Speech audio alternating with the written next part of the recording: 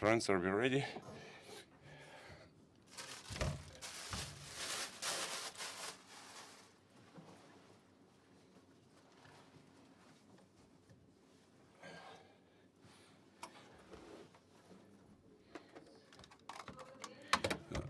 Good afternoon, dear friends. We are glad to welcome you here at the Ukraine Media Center. We are working for you.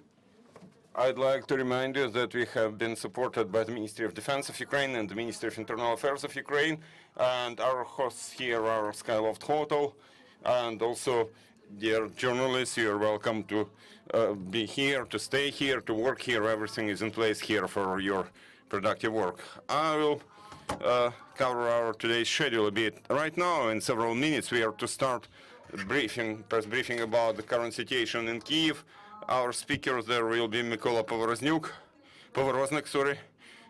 Mr. Povoroznyk is the first deputy head of the Kyiv City State Administration, and he'll tell us about our capital city's life during this wartime. At 2 p.m., we will again cover the defense of Ukraine. Our speaker will be the deputy head of General Staff of Land Forces of the Armed Forces of Ukraine, Brigade General Alexander Gruzevich. And after that, at 3 p.m., we will have as your guests people who managed to get out of those really hot parts of Kyiv province, of battle areas. They will tell you their stories, how they evacuated, how they fled, where they were when the war started, and how they were evacuated. They will share with you their emotions, their feelings.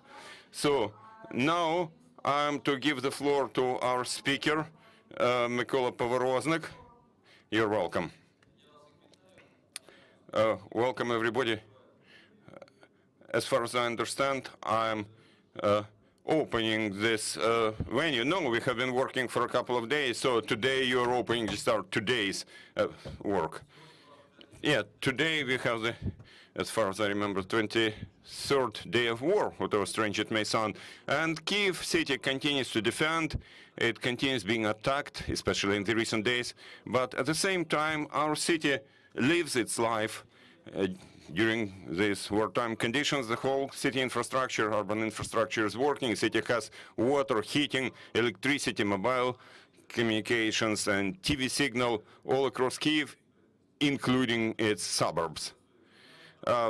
The public transportation works, metro works, subway works, even though almost all stations of Kyiv metro have now been used as bomb shelters. There's not a lot of transportation there, but stations are mostly used as shelters.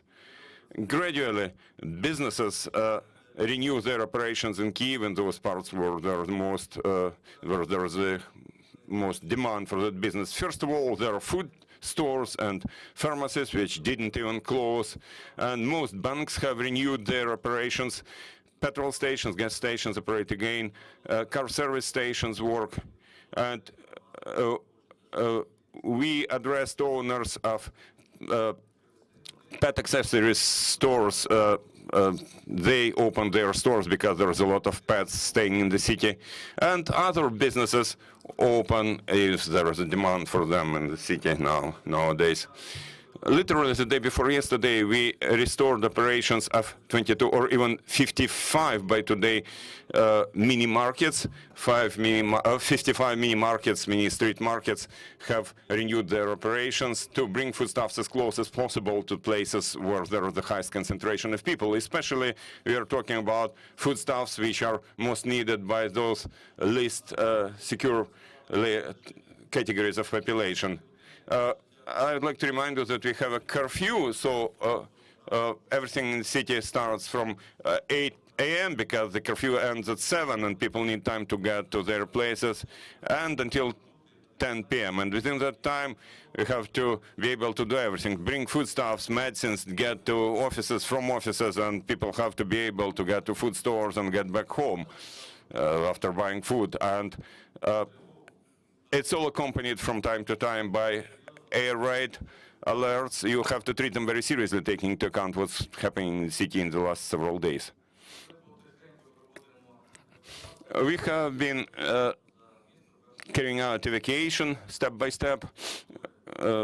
First of all, we are talking about city, so those socially vulnerable areas, about children, about places for elder people, elder places. Now we have been evacuating them to safer places. I would like to thank western provinces of Ukraine and our international partners, because currently we have been receiving a lot of offers, and we have received already a lot of offers for elder people, for those staying in mental boarding places, to move to safer places in Ukraine or to Western or to Europe. And if their parents work, first of all, after those civilian quarters, civilian blocks were shelled, 36 residential blocks, 5 private buildings, 6 schools, 4 kindergartens have been damaged. 4 kindergartens have been damaged.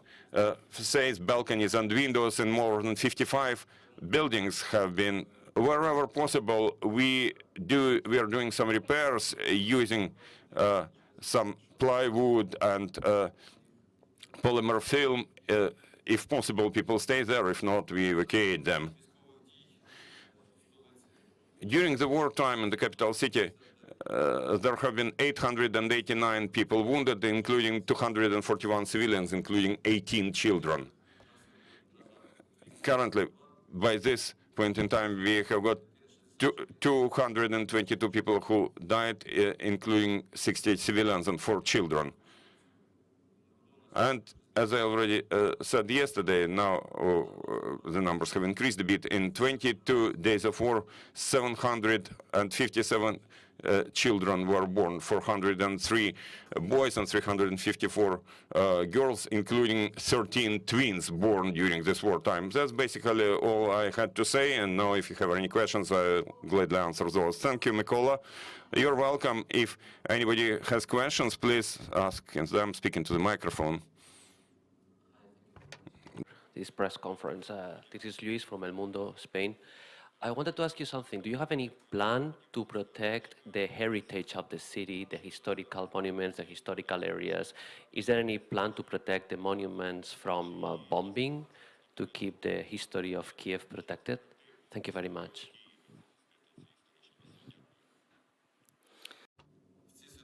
In this situation, it's very difficult.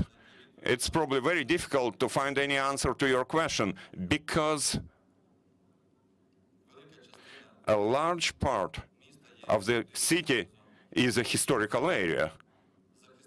And to protect all this area, it's very important, but it's also very difficult. Looking at the scale of those bombings and the destruction that we see in cities like Kharkiv and Mariupol and Sumy and Chernihiv, looking at those, it's very difficult to protect everything. Of course, there are plans how to protect the museum's inventory and other valuable items, but when we are talking about cultural heritage like St. Sophia Cathedral, for example, or St. Andrew's Church, St. Lavra of Pechersk, it's very difficult and pretty much impossible to do it. Thank you. Thank you. Imran Khan from Al Jazeera English. Over the last 5 days, there's been several bombings in the north and in the southeast of the city against residential targets. Are you seeing a pattern emerging there?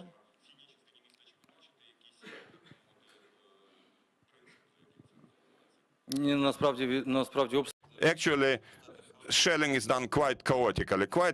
Almost all across the city we see it in both left and right bank of Dnipro River, and today there has been shelling in Podil district, so we cannot say that there is any systematic way, any systematic pattern.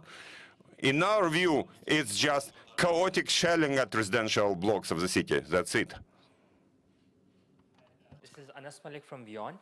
Yesterday we saw a video being released from the Russian Defense Ministry that claimed that the Russian forces have set up a checkpoint around the Kyiv region. How do you see that report? And you spoke about these grocery shops reopening. So do we expect more and more shops and cafes to reopen as well for life to get back to normalcy amidst these tensions? Thank you. Місто не блоковане на сьогодні. The city has not been blocked, it has not been sieged.